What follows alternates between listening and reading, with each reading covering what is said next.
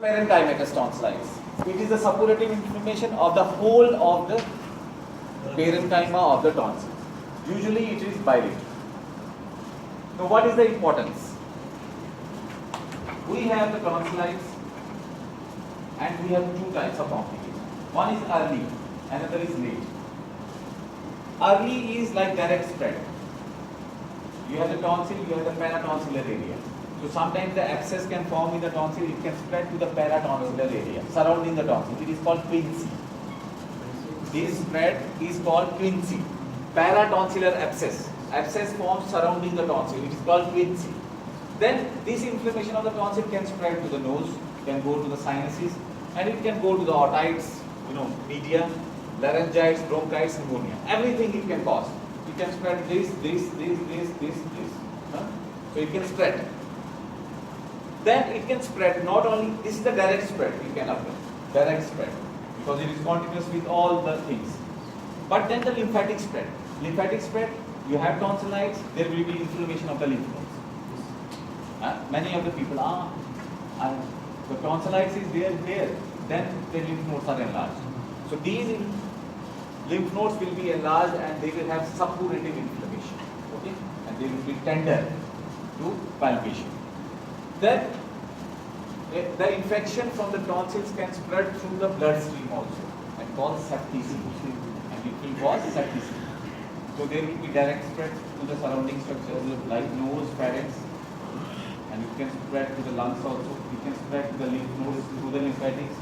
It can spread through the blood to the rest of the body and cause septicemia. So these are what are the late complications? Late complications of tonsillitis, like pharyngitis. You have pharyngitis caused by beta hemolytic streptococci. You have tonsillitis caused by beta hemolytic streptococci. What will be the complication? Late complication. Directly you call endocarditis or you give it another name. Acute rheumatic fever. You got it? So you call it as acute rheumatic fever and post-streptococcal glomerulonephritis. So two complications can occur. So we will go to those. So these are the direct complications of the early, then the late complications. These are related to the hypersensitivity. Free of organism, the person will be cured. Free of organism. After 2 to 3 weeks, he will come back to you with symptoms referable to the heart, rheumatic fever. Because now the antibodies which have formed, they have attacked the heart. You got it? Cross-reacting antibodies. And they can attack the kidney also, leading to glomerulonephritis. So these are the late complications. That is why when you have pharyngitis, when there is pharyngitis, severe sore throat is there, tonsillitis, treat it by antibiotics. Because otherwise, sometimes you don't treat it, you wait, the person will come back. Sometimes what happens? There are doctors treat the common cold very fast. But the pharyngitis caused by beta hemolytic streptococci is not treated. You tell him, go back, no, try, it will subside. And the person comes back with these complications. So you should be careful. When you are sure that it is beta hemolytic streptococci, especially pharyngitis severe, then you should treat it. Or tonsillitis is there. About the last one, which happened in the kidney, it's usually happened by skin infection. It can happen by that also. Yeah, it can happen by that also. So both can cause this, depending upon the strain which is affected. Strain, if the strain is that, it can cause affection of the lungs or affection of the heart or affection of the kidney. Now, chronic tonsillitis is finished. Now we have the Wagner's granulomatosis. This is a chronic infection of the upper respiratory tract and the lower respiratory tract. Not the infection, sorry. It is not the infection. So this is basically a necrotizing inflammation. Okay. What happens in this? There are necrotizing granulomas in the upper respiratory tract in the lungs. And there is necrotizing inflammation of the blood vessels. So three things are there. Necrotizing granulomas of the upper respiratory tract, of the lower respiratory tract, and necrotizing inflammation of the blood vessels. Clear? Three things. Necrotizing granulomas and necrotizing vasculitis. So respiratory tract upper as well as lower. Etiology is most of the time unknown, but this is classified under a small vessel vasculitis. Yes. Okay, Wagner's. Then males are affected more, 40 years of age, usually present, affects the lungs. What you will find? In this, you will find ulcerative lesions of the upper respiratory tract, larynx, pharynx, nose, ulcerations. And then you have the necrotizing granulomas in the upper respiratory tract as well as in the lungs. So granulomas, as you know, they will be composed of lymphocytes, macrophages, epiculoid cells, giant cells. This is what you will find. And in addition, you will find the vasculitis, inflammation of the small and sometimes the large arterioles and veins. So this finishes the Wagner's. You have studied it in the vasculitis also. Now a passing reference to acute pharyngitis. Acute pharyngitis. Pharynx is involved, the person will come as a sore throat. I am having pain in the throat. Sore throat is there, it is paining. So he will continuously do like this. This time of the year I also have some problem. That is why I am carrying the water. Because you know what happens, I am allergic to pollens. So because of the pollen allergy, I have to take antihistamines. I am taking it from last 1 month. So I have dry throat when I speak much. So I have to take water in between. This is not due to syncretic situation. Because I have been taking the lectures from last so many years. I am tired now. So really I have, in between I have to take. Otherwise, I have to clear the throat also. But alhamdulillah it is subsiding now. It is, going down. Because the pollen season is almost going down. Maybe they have pollinated. Otherwise, when they have not pollinated, they are very strong. They are like, So once they pollinate, then everything subsides. So mild pharyngitis occur as a part of the common cold. In the common cold also some sore throat is there. Some mild. So you have a minimal physical find. But if there is severe pharyngitis, as I was talking about, it is because of mostly of organisms like bacteria, beta-hemolytic streptococcus. Okay?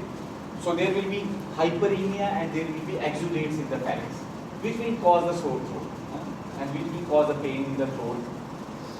And it is mostly caused by beta-hemolytic streptococci and also the adenoviruses can be the reason.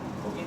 Sometimes there can be other things like Epstein-Barr virus, infectious mononucleosis, okay, kissing disease. Yes. A person has gone somewhere and comes back and all the things are involved. And alhamdulillah, this is treatable to some extent, Epstein-Barr, infectious mononucleosis. But if he comes with something else also, That's the problem. that is why Islam prohibits this. You got it? So infectious mononucleosis or kissing disease and cocci-A virus. It can also lead to involvement of the pharynx, lead to ulcers and vesicles, which is known as herp angina. Herp angina. You got it? Because of this virus. What is the importance again? Again, the importance lies, it can be complicated by the formation of peritonsillar abscess or BC, or may progress to post-streptococcal glomerulonephritis and acute rheumatic fever. These are the complications. Now we come to the main infections are pharynx, tonsils, nose. These are finished. Now epiglottis is there. So we have one thing called acute bacterial epiglottitis. Passing reference, because you should not miss important things. It predominantly affects the young children. Young children are involved and it is caused by H. influenza. So acute epiglottitis in children caused by H. influenza. Then epiglottitis khatam, finish, khalas. Khatam means Urdu word. Yes. Acute laryngitis. The involvement of the larynx, because it is also part of the respiratory tract. Acute laryngitis, what are the causes? Infections, allergies and irritants. It can cause inflammation of the larynx. But two things you should remember. One is diphtheria laryngitis. It is caused by a bacteria called Corynebacterium diphtheria. Corynebacterium Diphtheria. So this diphtheric laryngitis, we are vaccinated for this nowadays. DTP. You got it? Huh? So nowadays it is very less. But previously it was more. So it will cause the formation of, it will cause necrosis of the epithelium of the larynx. Causing formation of dirty grey pseudomembranes, which is composed of necrotic epithelium with exudate. So sometimes these can get aspirated into the lungs. So that will cause the problem. So sloughing and aspiration of the pseudomembrane and absorption of the exotoxins of the bacteria can cause myocarditis and peripheral neuropathy. And many of the patients can die also because of this. So nowadays, alhamdulillah, we are vaccinated, so we are protected against the disease. Previously, it used to be one of the most severe infections. Then you have another thing in which larynx, trachea, as well as bronchi are involved. It is called laryngotracheobronchitis. Laryngotracheobronchitis. So it occurs mostly in children. And what is the cause? Here influenza virus, here para-influenza virus. Okay?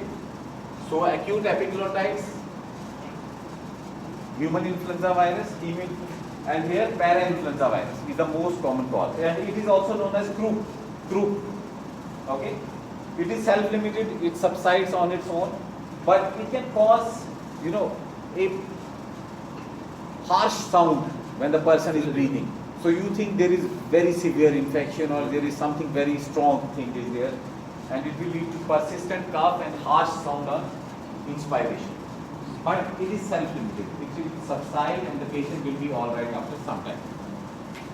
So now the last 2-3 things are there, which covers the latest things which you have in your, in the world which are occurring. First is avian influenza. Avian means from the birds. So avian influenza, or it is also known as H5N1 or H7N9. Many strains are there. So this is the name of the strain. So influenza virus has many strains. So according to the strain, it is infecting the humans, infecting the birds, infecting the poultry, infecting the swine, like this. So these avian influenza, they are present in the birds, in the poultry, in the birds, but they can spread to the humans. So first outbreak was seen in 1997. Okay, then it subsided. Again it re-emerged in 2003 and 4. Okay, how it spreads? If a person is living or taking care of the poultry or the birds, he can get infected because of live or dead poultry. Okay, so getting in contact with these. So what happens if we have a doubt that there is emergence of this infection? Then we go for culling. We destroy these birds, and we avoid the public giving these birds or poultry. We stop it. The people stop eating these, because if they will eat, they will have. So what are the symptoms? First of all, it will involve the upper respiratory tract, leading to fever, sore throat and cough, and later on it will involve the lower respiratory tract and lead to pneumonia, other things, sputum production, and in addition it can cause diarrhea, vomiting, abdominal pain also. And how are the complications? It can lead to respiratory failure.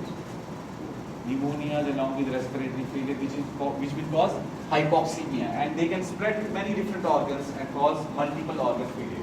That is why the person dies because of it. Because they can infect they involve the upper respiratory, lower respiratory, abdomen, etc., multiple organs, and person. Yeah. So this is avian influenza, and the last slide is your middle coronavirus. Coronavirus. MERS. So MERS, first of all, it was detected in KSA, but then the original, it was from Jordan in 2012, followed by KSA, and out of every 10 patients, 3 to 4 will die. And what is the origin? We don't know. Some say it is from the bats, some say it is from the camels, but it is debatable. So it will also, first of all, infect the upper respiratory, followed by the lower respiratory tract. So this is the coronavirus, Middle East Respiratory Syndrome coronavirus. Outside the Arabian Peninsula, it has been seen in the Koreans. One outbreak. And it spreads through close contact. A person who lives with these can get the infected person, and we are living with it, we can get it. So nurses, doctors who are treating the patient, they are also vulnerable to this. And many of the nurses and doctors have got infected because of this in Saudi Arabia. Swine flu is the last, huh?